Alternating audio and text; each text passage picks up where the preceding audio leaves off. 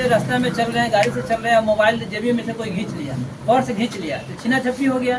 तो छीना झपटी या स्नैचिंग यदि कोई करेंगे तो उसको जो आप नॉन बेलेबल केस में माना जाएगा। पहले वो था नॉर्मल केस, उसको बिहेव किया जाता था। अब जो है वो गैर जमानती, मतलब यदि उसमें पुलिस पकड़ लेती है तो बेल नहीं मिलेगी।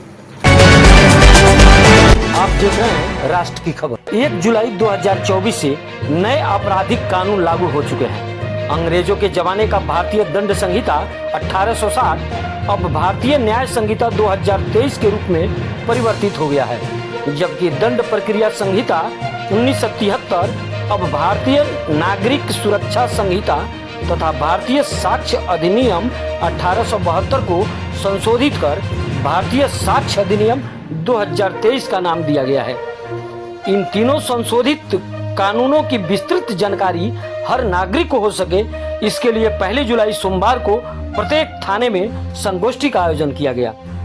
इसी कड़ी में सोमवार को बथौरिया थाना परिसर में थानाध्यक्ष कामेश कुमार की अध्यक्षता में संगोष्ठी का आयोजन किया गया, जिसमें स्थानीय जनप्रतिनिधियों के अलावा दर्जनों बुद्धिजीवियों ने उत्सुकता पूर्वक बढ़ चढ़कर हिस्सा लिया।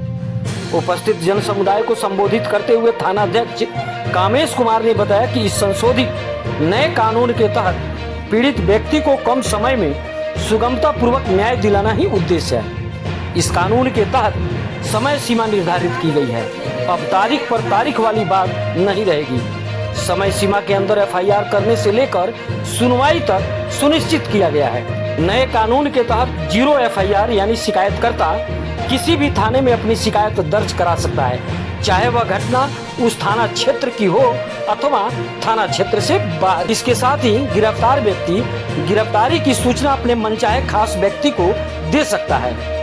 इससे उसको काफी सहूलियत मिलेगी। नए कानून के तहत किसी नाबालिग से सामूहिक दुष्कर्म के लिए मृत्युदंड अथवा उम्र कैद की सजा निर्धारित की गई है।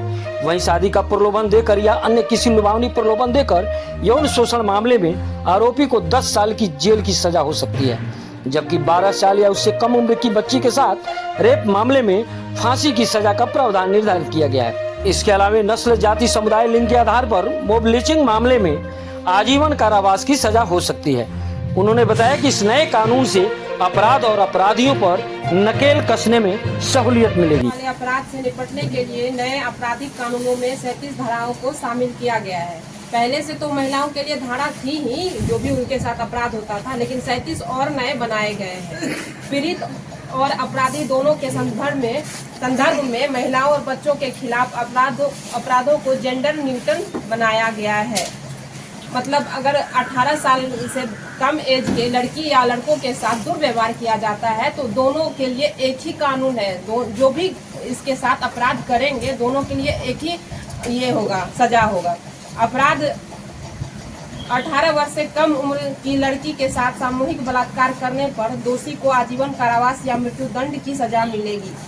जो भी 18 वर्ष की कम लड़की है उसके साथ अगर सामूहिक बलात्कार होता है तो उसके लिए आजीवन कारावास है और उसको मृत्युदंड भी दिया जाएगा। झूठे वादे या नकली पहचान के आधार पर यौन शोषण करना अब आपराधिक कृत्य माना जाएगा। झूठे वादे जैसे शादी का झांसा दे करके लड़की लोग को बहला फुसला करके उसके साथ यौन शोषण बनाना या नौकरी का झांसा दे के या कुछ भी हो, ऐसा अगर कुछ किया जाता है तो उसको आपराधिक कृत्य माना जाएगा। चिकित्सकों के लिए 7 दिनों के अंदर बलात्कार पीड़िता की मेडिकल रिपोर्ट जांच अधिकारी के पास भेजना अनिवार्य है। जैसे सर अभी कुछ देर पहले बताए थे कि पहले अगर भेजा जाता था मेडिकल के लिए तो 2 महीना लगा देता था, लेकिन अब 1 सप्ताह के अंदर उसको भेजना अनिवार्य है। जांच रिपोर्ट करके 1 सप्ताह के अंदर उसको जो है रिपोर्ट दे देना आईओ को कि क्या उसमें दिक्कत है।